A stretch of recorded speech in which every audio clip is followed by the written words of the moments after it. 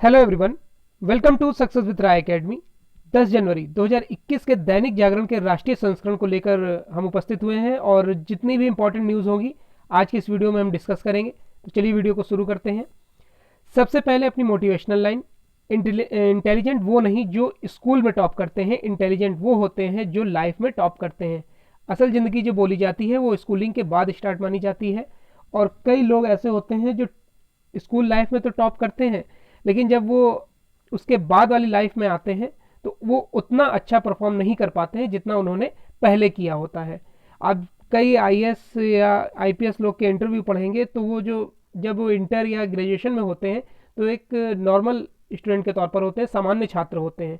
लेकिन जब वो अपनी मेहनत को बढ़ाते हैं या फिर अपने लक्ष्य के प्रति जितने गंभीर होते हैं तब वो असल में टॉप माने जाते हैं, यानी कि सफलता की तरफ बढ़ते हैं। कई बार ऐसा होता है कि बहुत अच्छा स्टूडेंट भी कई एग्ज़ाम में अच्छा नहीं कर पाता है। कई रीज़न होते हैं, लेकिन वो काफ़ी डिटेल का विषय है।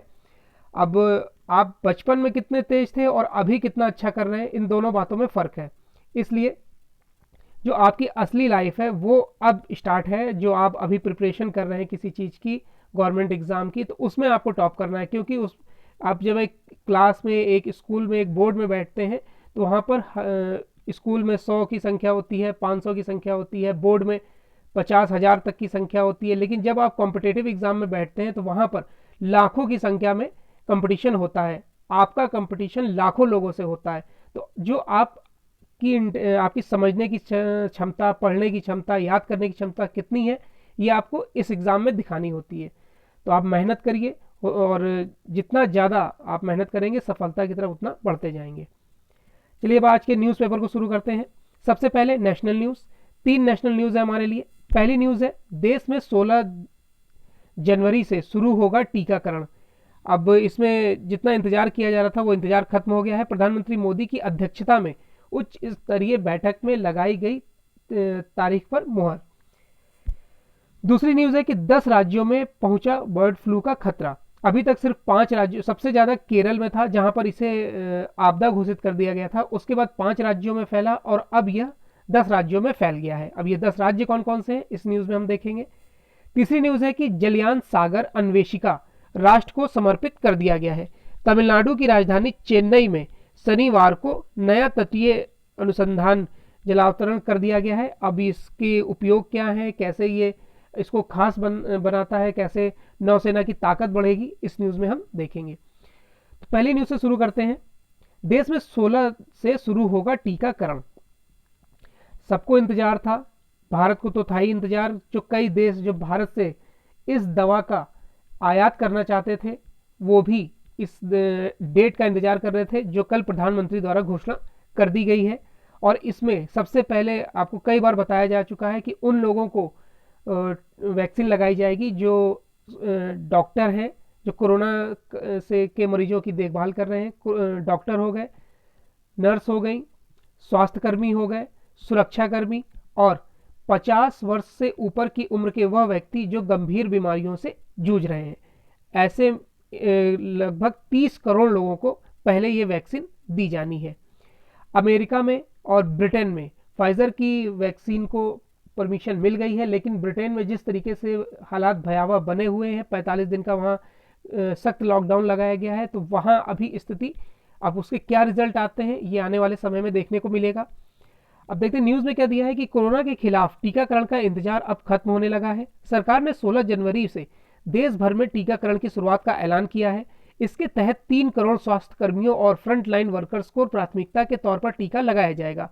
शनिवार को प्रधानमंत्री नरेंद्र मोदी की अध्यक्षता में उच्च स्तरीय बैठक में इस संबंध में फैसला किया गया है। बैठक के बाद सरकार की ओर से जारी बयान में कहा गया कि व्यापक समीक्षा के बाद फैसला लिया गया है। लोहड़ी, मकर संक्रांति, पोंगल, माघ बिहू आदि पर्वों को देखते हुए 16 जनवरी से टीकाकरण शुरू किया जाएगा। इसमें अब तक की क्या तैयारी की गई है? अब तक टीकाकरण के लिए 3 बार पूर्वाभ्यास यानी कि ड्राई रन किया जा चुका है। इनके तहत 33 राज्यों एवं केंद्र शासित प्रदेशों के 615 जिलों में 4,895 केंद्रों को कवर किया गया है। तीसरे चरण का ड्राई रन शुक्रवार को हुआ था। व्यापक है रणनीति। स्वास्थ्य मंत्रालय का कहना है कि पूरी प्रक्रिया जन भागीदारी के सिद्धांत पर चलेगी। इसमें चुनाव कराने की बूथ रणनीति और यूनिवर्सल इम्यूनाइजेशन प्रोग्राम यानी कि यूआईपी के अनुभव का इस्तेमाल किया जाएगा। अब इसमें 61,000 से ज्यादा प्रोग्राम मैनेजर होंगे, 2 लाख टीका लगाने वाले लोग होंगे और 3.7 लाख अन्य सहायक सदस्य भी इसमें शामिल होंगे। नेक्स्ट न्यूज है, 10 राज्यों में पहुंचा बर्ड फ्लू का खतरा। ये जैसा कि आपको बताया गया था कि अभी तक सिर्फ 5 राज्यों में था, लेकिन अब ये खतरा बढ़ता जा रहा है।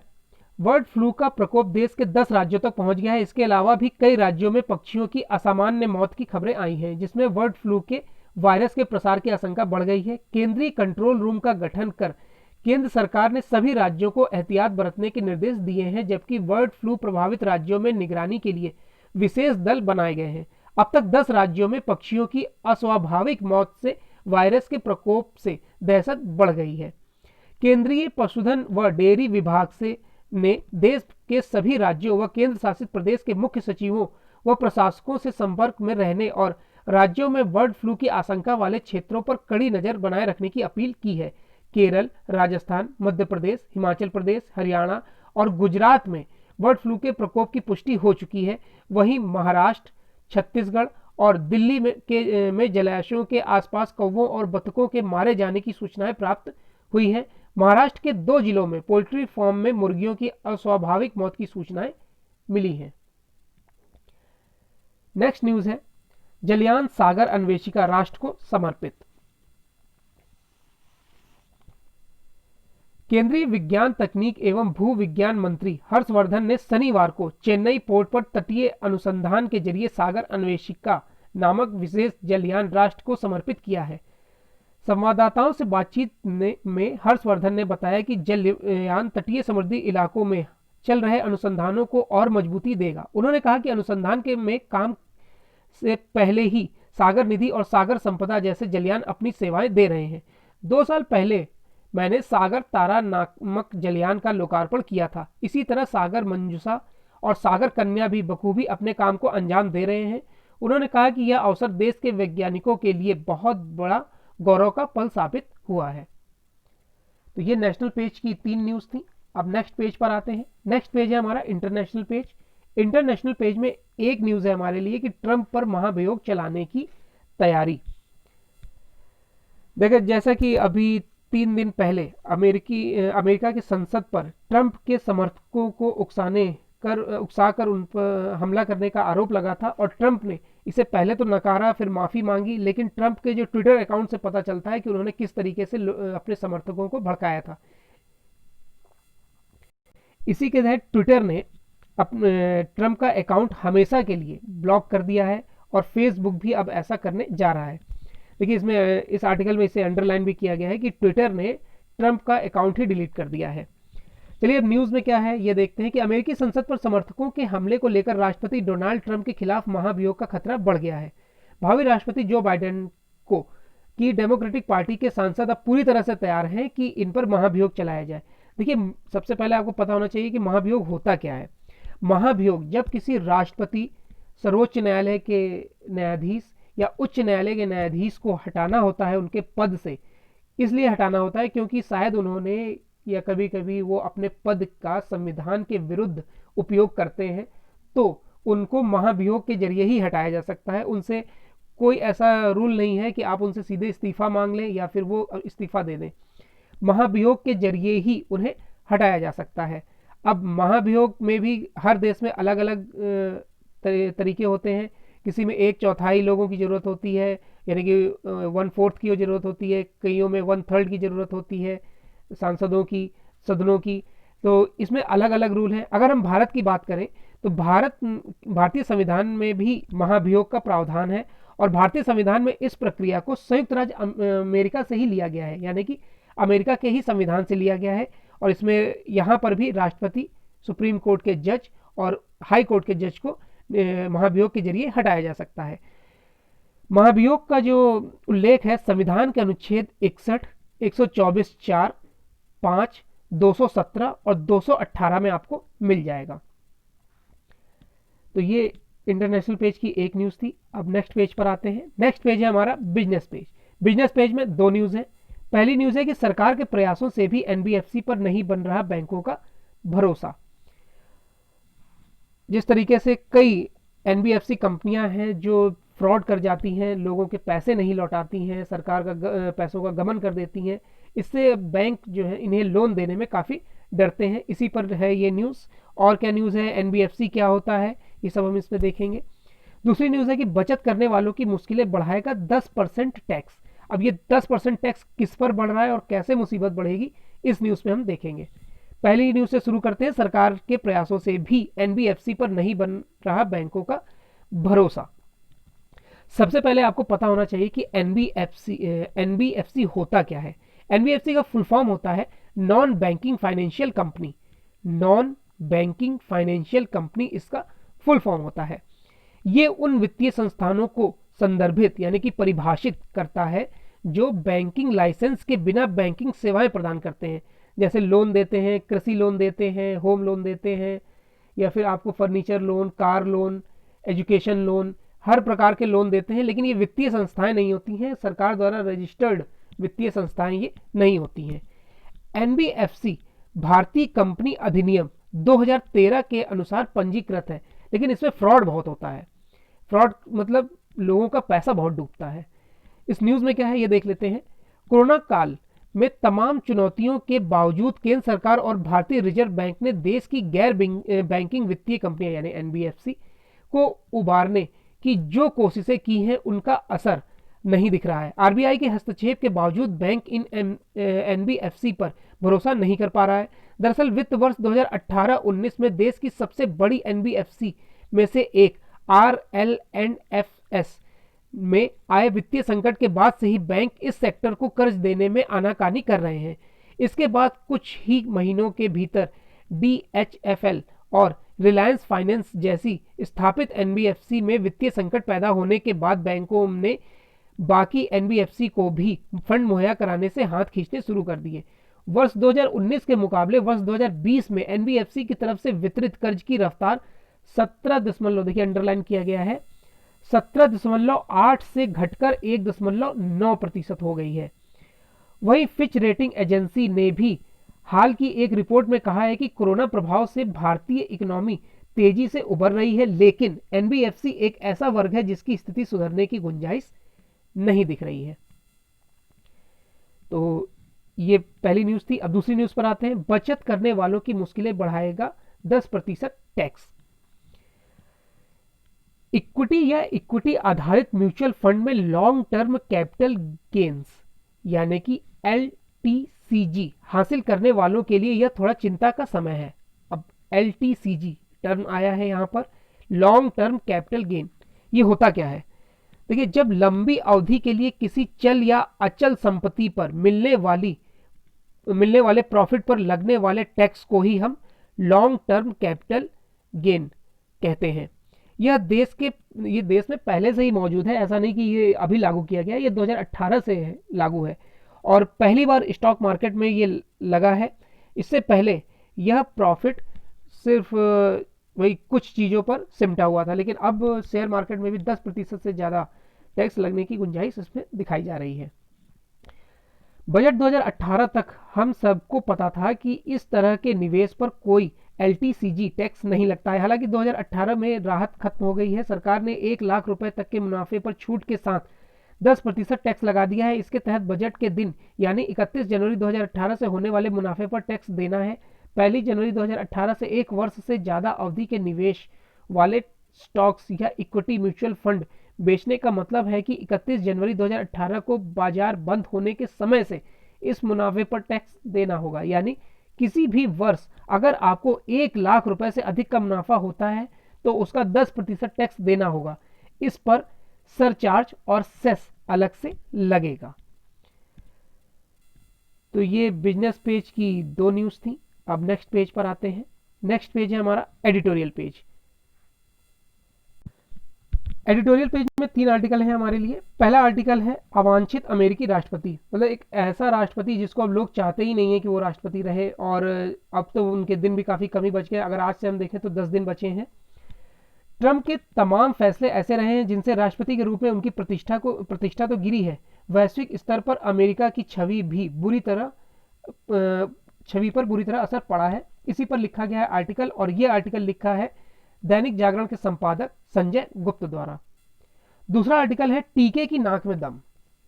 टीका आया है तो पीछे पीछे टिप्पणी को भी आना ही था। टीका और टिप्पणी का चोली दामन का साथ है, जैसा कई बार कहावतों में भी कहा गया है कि टीका टिप्पणी करते हैं।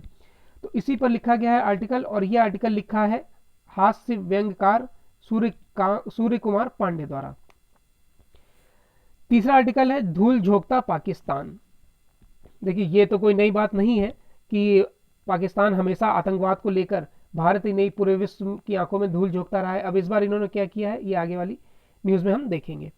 तो पहले आर्टिकल से शुरू करते हैं। अवांछित अमेरिकी राष्ट्रपति चुनाव नतीजों के अनुमोदन के समय अमेरिकी संसद की कार्यवाही जिस तरह ट्रंप समर्थकों की अराजकता का शिकार हुई, उससे अमेरिका की सारी दुनिया में फजीहत हुई है। उसका यह दावा भी कमजोर हुआ है कि सबसे मजबूत लोकतंत्र है। अमेरिकी संसद के बाहर और अंदर जो अकल्पनीय हिंसा हुई और जिससे एक सुरक्षाकर्मी समेत 5 लोग मारे गए और कई घायल हुए, उसके लिए राष्ट्रपति ट्रंप ही जिम्मेदार हैं, क्योंकि यह मानने के अच्छे भले कारण हैं जिन्होंने अपने समर्थकों को चुनाव नतीजे स्वीकार न करने और उसका विरोध करने के लिए उकसाया है। उनके इसी रवैये के कारण फेसबुक, ट्विटर आदि ने उनके खातों पर अस्थायी रोक लगा दी है। अमेरिकी संसद में हिंसा के बाद ट्रंप भले ही शांतिपूर्ण तरीके से सत्ता हस्तांतरण के लिए तैयार हो गए हों, लेकिन उनकी जैसी निंदा हुई है उसकी मिसाल मिलना मुश्किल है। क्योंकि ट्रंप और बाइडेन को 51% लगभग वोट मिले हैं और ट्रंप को 46% लगभग वोट मिले हैं। अगर आंकड़ों में बात करें तो 306 वोट बाइडेन को मिले हैं और 232 वोट ट्रंप को मिले हैं, जो कि अच्छा खासा गैप माना जा सकता है। और अमेरिकी राष्ट्रपति को जो चाहिए होता है वोट राष्ट्रपति बनने के लिए, वो होता है 270 का आंकड़ा होता है बहुमत हासिल करने के लिए। उसके बाद ट्रंप दोनों ही जगह से हर तरह से हार गए हैं। अब उन्हें निराशा होगी। पहले तो उन्होंने सुप्रीम कोर्ट में जाने की बात कही कि इस चुनाव रिजल्ट, जो इलेक्शन रिजल्ट है, उसको चुनौती दी जाएगी सुप्रीम कोर्ट में, लेकिन वो एक सिरे से खारिज ही कर दी जाएगी और होनी भी है। और इसमें ट्रंप जो बाइडेन जो है वो 20 जनवरी को राष्ट्रपति पद की शपथ भी ले लेंगे। ट्रंप का कार्यकाल पूरी तरीके से समाप्त हो जाएगा और जो बाइडेन 46वें राष्ट्रपति बनेंगे अमेरिका के। ट्रंप की राजनीतिक पृष्ठभूमि नहीं थी, वह उद्योगपति के रूप में जाने जाते थे। यह बात और है कि उद्योगपति के तौर पर भी उनकी छवि विवादों से घिरी रही। यह एक पहेली ही है कि रिपब्लिकन पार्टी ने उन्हें राष्ट्रपति का उम्मीदवार क्यों बनाया। अगर ट्रंप के कारण अमेरिका की छवि को नुकसान पहुंचा तो उसके लिए एक हद तक रिपब्लिकन पार्टी भी जिम्मेदार है, जिसने कोई राजनीतिक अनुभव न होने के बाद भी उन्हें प्रत्याशी बना दिया। रिपब्लिकन पार्टी के उन पर लगाए गए तमाम लांछनों की अनदेखी की। क्योंकि अब बाइडेन के राष्ट्रपति बनने में कोई अड़चन नहीं है, इसलिए ट्रंप 20 जनवरी को व्हाइट हाउस से विदा तो हो जाएंगे, पर वह अपने पीछे एक ऐसा अतीत छोड़ जाएंगे जिसे अमेरिका भुलाना ही पसंद करेगा। निसंदेह यह आसान नहीं होगा, क्योंकि ट्रंप ने अपने फैसलों से अमेरिका को कहीं ज्यादा नुकसान पहुंचाने का काम किया है।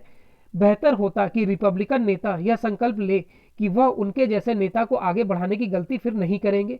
यह ठीक नहीं है। अभी भी कई रिपब्लिकन नेता न केवल ट्रंप के साथ खड़े हैं, बल्कि उनकी इस बात पर यकीन भी कर रहे हैं कि चुनाव में वाकई धांधली हुई है। इसकी भी अनदेखी नहीं की जा सकती कि उनके तेवर नरम करने के बाद भी ट्रंप बाइडेन के शपथ ग्रहण में शामिल होने से इनकार कर रहे हैं। नेक्स्ट आर्टिकल है टीके की नाक में दम। जिस तरीके से देखिए, टीके की अब वैक्सीन की डेट आ गई है, 16 जनवरी से वैक्सीन लगाना शुरू हो जाएगा भारत में। लेकिन विपक्ष लगातार सरकार पर तंज कस रहा है। टीके जो वैक्सीन है उसको गलत बता रहा है, इससे मनुष्य नपुंसक हो जाएगा। कई और तरीके की आपत्तिजनक बातें बोली जा रही हैं, लेकिन इस पर ध्यान नहीं दिया, कुछ नहीं बोला जा रहा है कि ये वैज्ञानिकों की मेहनत का परिणाम है कि भारत ने खुद अपनी वैक्सीन बनाई और ब्रिटेन और अमेरिका के बाद भारत है जो वैक्सीनेशन के लिए पूरी तरीके से रेडी है। हमारे वैज्ञानिकों की मेहनत रंग लाई है। अंततः सफल परीक्षण के उपरांत कोरोना का टीका आ ही गया है, जिससे टीकाकरण की तारीख भी आ गई है। अब जब टीका आ ही गया है तो पीछे पीछे टिप्पणी का भी आना तय था। भले ही कोरोना का यह टीका विज्ञान की प्रयोगशाला में सफल हो गया हो, किंतु इसको अब राजनीति के अधकचरे ज्ञान की प्रयोगशाला में होकर गुजरना पड़ रहा है। ज्ञानी जब बिना मास्क लगाए और बिना हाथ धोए इस टीके के पीछे पड़ गए हैं, उधर कोरोना के टीके की आमद हुई है, इधर इन लोगों को कोरोना से अधिक इसके टीके से खतरे की बू आने लगी है। वैसे यह टीकाकरण हमारे लिए कोई नई बात तो नहीं है। खसरा, चेचक, बीसीजी के टीके लगते ही रहते हैं। हाँ, कुछ बच्चे इंजेक्शन वाली सुई देखते ही रोना गाने लगते हैं, और ऐसा ही अब शायद विपक्ष कर रहा है। वाकई में बड़ी अच्छी लाइन लिखी गई है कि जब बचपन में छोटे बच्चे इंजेक्शन देखते थे तो रोने लगते थे, वही हाल इस समय विपक्ष का है कि वैक्सीन आ गई है, लगाई जाएगी ही, अब उन्हें डर लग रहा है कि उनके ना लगा दी जाए। बहरहाल वैक्सीन बन चुकी है। इस तमाम विरोध प्रतिरोध के बीच अपने राम कब टीका राम बनेंगे, उस शुभ घड़ी की प्रतीक्षा में है। आम जनता भी खुश है कि नए साल में कोरोना से बचाव का एक कारगर हथियार उसके हाथ लग चुका है। अब सबको अगले शगुफे का इंतजार है। नेक्स्ट है धूल झोंकता पाकिस्तान।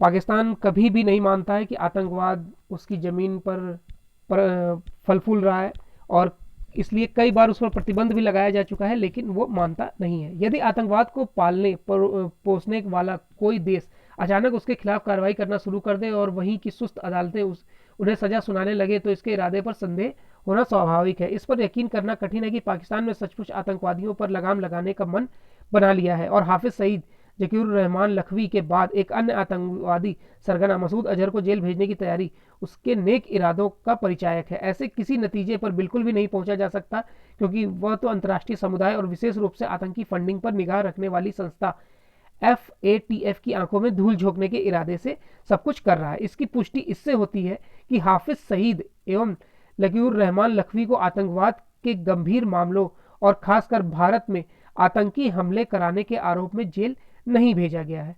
इन दोनों को आतंकियों की फंडिंग करने के आरोप में सजा सुनाई गई है।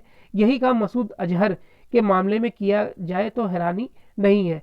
यह वही खूंखार आतंकी है जिसने भारत में कई बड़े आतंकी हमले कराए हैं, और जिस पर संयुक्त राष्ट्र रक्षा परिषद की पाबंदी लगने में इसलिए देर हुई क्योंकि चीन ने अपनी अंतर्राष्ट्रीय साख की अनदेखी कर उसकी ढाल बनना पसंद किया था। तो ये एडिटोरियल पेज के 3 आर्टिकल थे। अब नेक्स्ट पेज पर आते हैं। नेक्स्ट पेज है हमारा स्पोर्ट्स पेज। स्पोर्ट्स पेज में एक न्यूज़ है कि ऑस्ट्रेलिया में बुमराह और सिराज पर नस्लीय टिप्पणी। भारत के ऑस्ट्रेलिया दौरे पर एक नया विवाद सामने आ गया है। भारतीय टीम प्रबंधन ने आरोप लगाया है कि सिडनी टेस्ट के दौरान उसके 2 खिलाड़ियों जसप्रीत बुमराह और मोहम्मद सिराज पर एक दर्शक ने नस्लीय टिप्पणी की है। बीसीसीआई सूत्रों के अनुसार तीसरे टेस्ट मैच के दूसरे और तीसरे दिन खिलाड़ियों पर टिप्पणी की गई है। एक दर्शक ने सिराज को बंदर कहकर बुलाया था। बीसीसीआई ने इस मामले की आधिकारिक शिकायत आईसीसी से के मैच रेफरी डेविड बून से कर दी है। तीसरे दिन के खेल के बाद कप्तान अजिंक्य रहाणे और स्पिनर रविचंद्र अश्विन जैसे वरिष्ठ खिलाड़ियों की अगुवाई में टीम ने दोनों अंपायरों पायल राइफल और पॉल विल्सन को इस बात की जानकारी दे दी है। तो ये आज का 10 जनवरी 2021 का दैनिक जागरण का राष्ट्रीय संस्करण था। आई होप आपको वीडियो अच्छा लगा होगा। अगर आपको वीडियो अच्छा लगा हो तो लाइक और शेयर कर दीजिएगा। वीडियो देखने के लिए धन्यवाद।